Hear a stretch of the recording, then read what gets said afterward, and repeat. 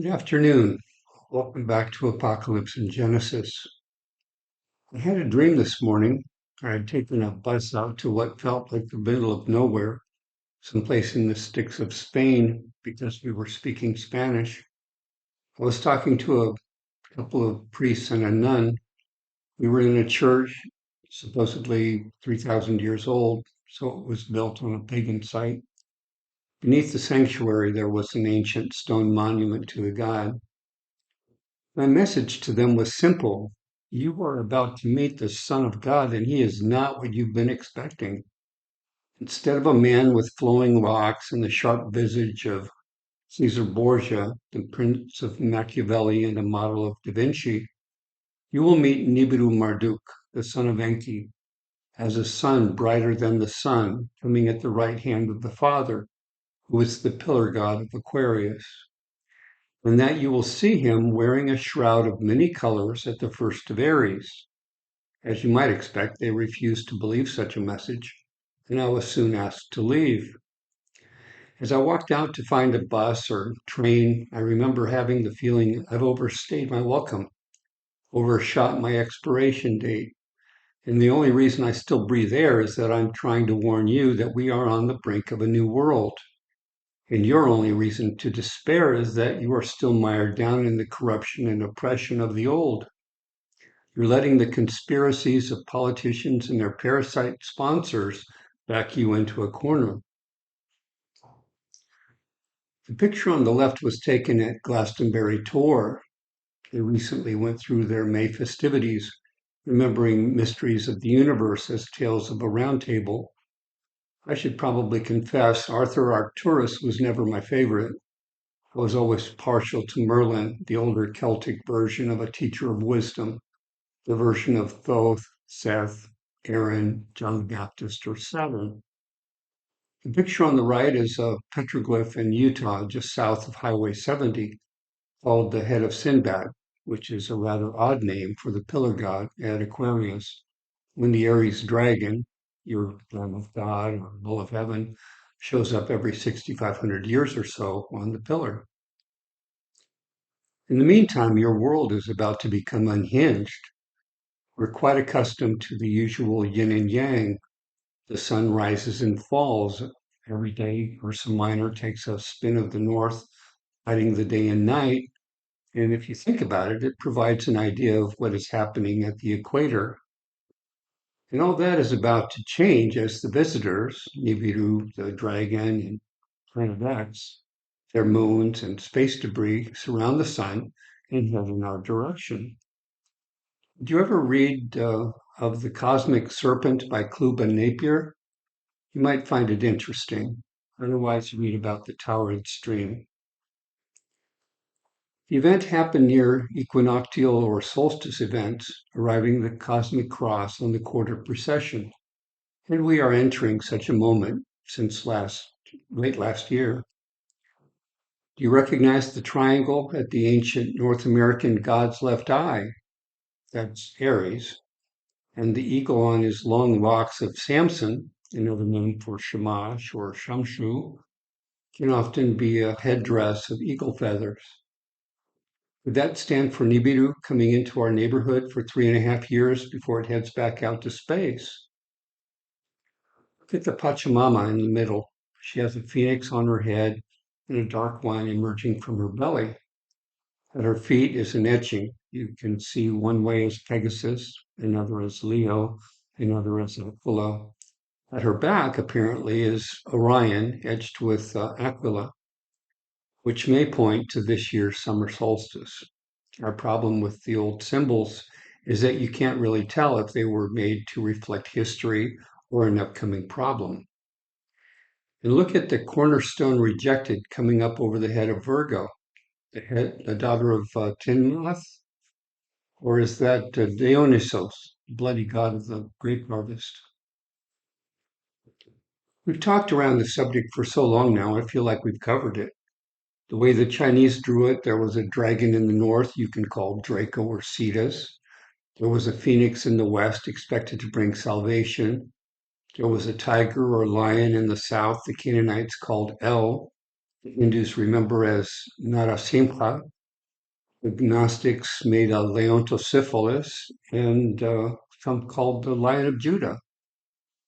And there was a turtle in the east struggling with a serpent, bringing destruction. At the center of it all was an emperor, probably signifying Sirius, Novus.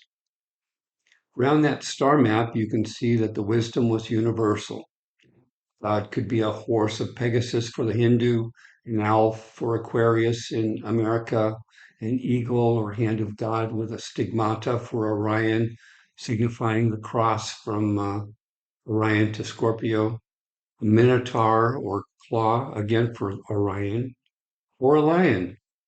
We've seen these symbols virtually everywhere, though the ancients sometimes fix them differently. Here you can see that the shamans or magi, called the Wu Shi of China, had the wisdom. This burial of a man and three children probably signified the cataclysm of 4514 BC.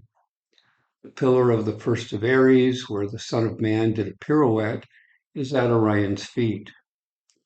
There's a dragon, Draco, to his right, and a lion or tiger, Leo, to his left, making him the same eagle man that some called Huitzilopochtli during the dance of death with his sister. Others seem to have called him Yahweh. More on that later. The Inca cross, called a Chacana, is from Peru, but it can be found around the world. Again, showing that Orion did the dance, has had a lioness with her bull at Chauvet Cave in France, has had a queen riding her elephant in India, has had Pachamama with the father, Tiamat with Marduk, Adam with Lilith, a blue star with a red star. The Taino of Dominican Republic, Haiti, and Puerto Rico call this style rock a tigonolito. Now, if the eagle priest or the great man of Aquila, Orion, upon the pillar was God, then the one between the eagle and his beast was Mom, the one dead on the cross of Aquarius Leo. And the pillar and the cross rotate stations every 6,500 years or so, meaning that one nation's god is another nation's goddess.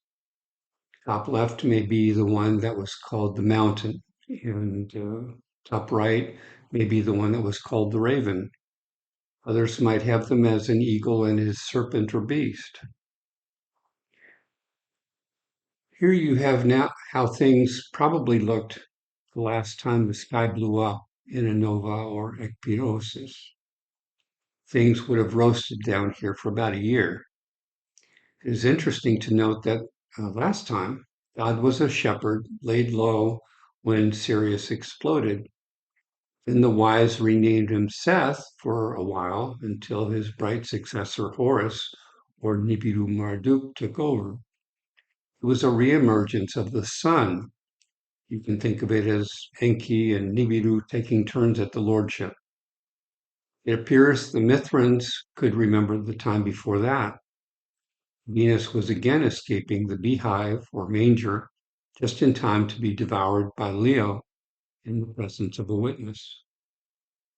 It's probably the foundation of the evil king story.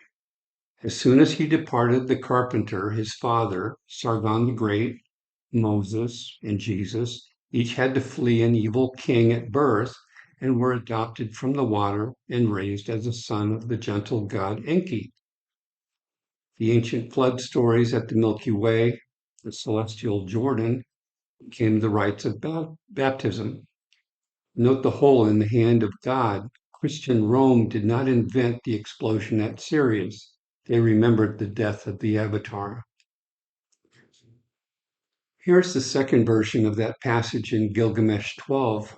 Again, I believe it's a tale of planets moving across the constellations. As the headline suggests, I'm not at all convinced everything begins again in Orion, even though the summer solstice makes a perfect 90-degree turn of the zodiac from the ekpyrosis when God said, "Let there be light." I included Sirius and Betelgeuse going off as if they are disturbed in our ongoing passage of the galactic sheet, though we've precious little evidence that June 21st might be that day. Just a couple of old rocks from Egypt and Mexico. And believe me, the stones can be as contradictory as a careful reading of the world's scriptures. I'm much more concerned with the autumn equinox. Have you ever been over to Maverick Star Reloaded? Gene ran an experiment trying to understand the North Pole with two bar magnets, one fixed, one rotating, to see how far one turns before it was suddenly jerked to the other side. And his result was 40 degrees. And I remember thinking that planets aren't exactly bar magnets. They're more or less free floating spheres, gravito-electromagnetically attracted to one another. So while one could suffer such a trigger in the presence of another that was larger, it might not be so drastic nor so predictable.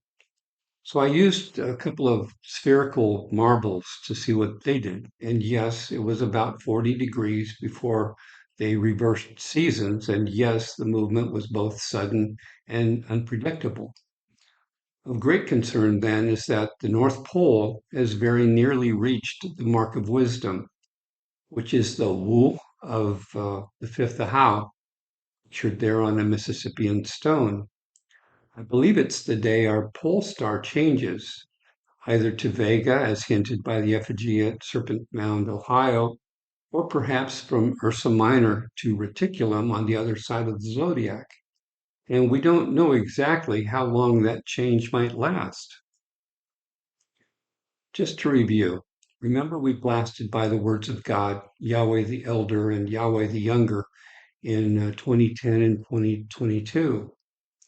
We have another coming in 2034, if you believe with Alexandra Ocasio-Cortez, that we can hang on until 2031. She's the wild-eyed optimist. She and her masters are trying to quickly drive this country and Europe into the ground so later they can claim it was your irresponsible destruction of the planet that led to apocalypse, which is only a vain attempt to control that which they know they cannot prevent.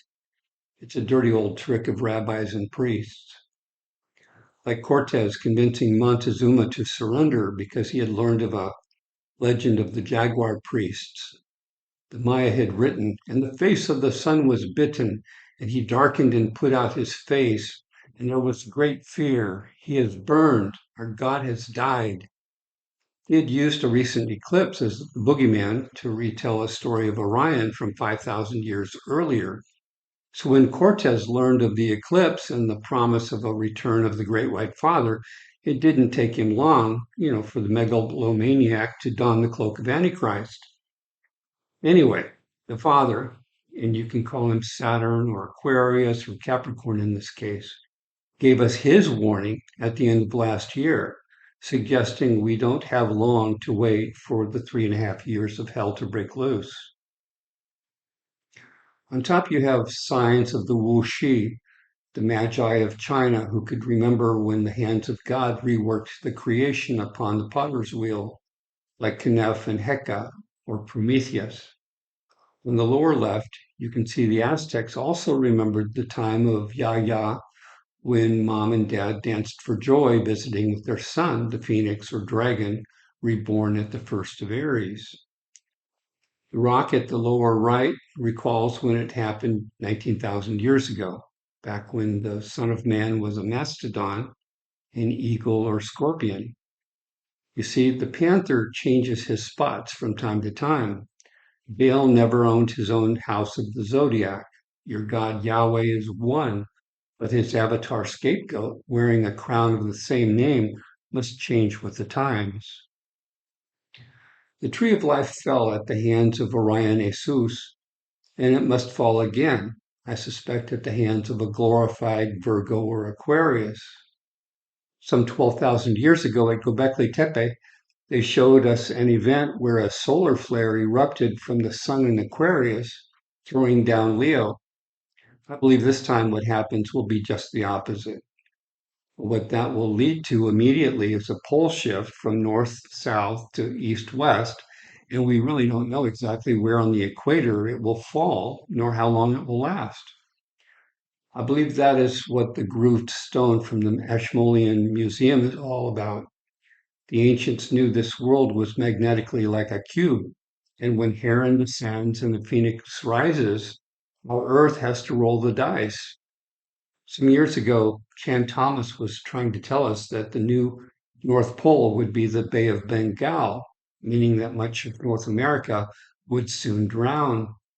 So you can buy yourself an unsinkable boat or move to Europe.